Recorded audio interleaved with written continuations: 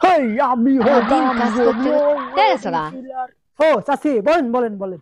তুই যে প্রত্যেক দিনই আরাজম চোরা পাতারে গিয়ে দেখে একলা একলাই ক্যামেরার সামনে দেখি মোবাইল খাড়া করে তুই আশেপাশে কেউ নেই এর একলাই দেখি লাহালাবি করিচ্ছু সাহাজাবি করিচ্ছু পেশাল বাড়িচ্ছু একলা অভিনয় করিচ্ছু সেগুলো হাসিচ্ছু সেগুলো কান্দিচ্ছু আবার একলা কাবাব দেখিচ্ছু আবার একলা চাকু মারিচ্ছু তুই কি পাগলা হয়ে গেছু কি শুরু করছিস তুই আরে চাচি, মুই হবো হচ্ছে নায়ক। নায়ক হওয়ার জন্য মনে করো যে বিভিন্ন ধরনের কাজ কাম করা লাগে, অভিনয় করা লাগে, যার কারণে আরা জঙ্গল চোরা পাতারে আমি নায়ক হওয়ার জন্য এগুলা ডায়লগ মারি।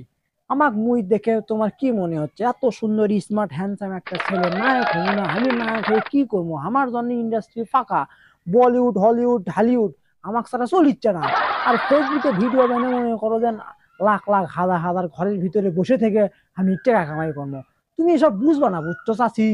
এই ছোড়া তুই পাগলা হয়ে গেছু তোর চাচা আমাকে যখন বিয়ে করে আনে তোর চাচা খাটে খাটে কামাই কাজি করতে করতে সাদা পাশা কালো হয়ে গেছে তোর চাচা টিকা কামাই করতে করতে আর তুই কি করছু ঘরের মধ্যে বসে থেকে মানুষ তো মোবাইলের মাধ্যমে মানুষ পাগলা আছে যে তো হাজার হাজার লাখ লাখ টাকা দিবি নিজেও পাগলা হয়ে গেছি বাবা হারিয়ে বুঝের পাচ্ছি বুঝছু তোর কি মাথার কোনো জ্ঞান বুদ্ধি নাই কি লাখ লাখ হাজার হাজার কি এখন ঘরের মধ্যে বসে কামাই করা যায় আরে ধর চাচি, তোমার সাথে আমার এতক্ষণ ধরে বক বক পেশাল করাটা সম্পূর্ণ বৃথা হয়ে গেল। আমি একটা নায়ক, মানে সুপারস্টার নায়ক, একজন ইউটিউবার, টিকটকার, কন্টেন্ট ক্রিয়েটার।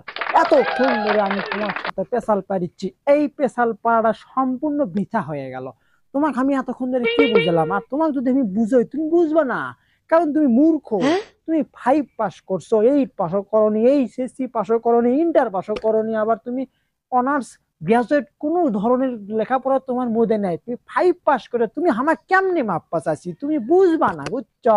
আরে সোলা আমার অত লোভ নাই আমার অত লোভ নাই আমার স্বামীর অত লোভ নাই তোর চাচা যা কামাই করে ওইতে আমি খুশি অপর টাকা পয়সার দরকার নাই অপর টাকা পয়সা দিয়ে কি হবি মরে গেলে একটা সাদা কাপড় আর একটা বাঁশ ছাড়া সাথে আর কি যাবি তুই ক এত কামাই করে কি হবি এই যে তুই লাখ লাখ টাকা কামাই করবি তোর কামাই করে কি হবি শোন তোর টাকা পয়সা যা বাদ দিয়ে টুকি টাকা একটা ব্যবসা কর না হলে বা ছোটখাটো চাকরি করে কোনো হলে একটা বিয়ে শাদী করে নিজে কি চাকরি ভাবে সংসার কর নিচে এত টাকা পয়সা কামাই করে কোনো লাভ নাই রে বাবা এত টাকা পয়সাতে কি হবি দূর চাচি, তুমি কিন্তু আমাকে ইমোশনাল ব্ল্যাকমেল করছো। তোমার কথা শুনে কিন্তু আমি ইমোশনাল হয়ে যাচ্ছে।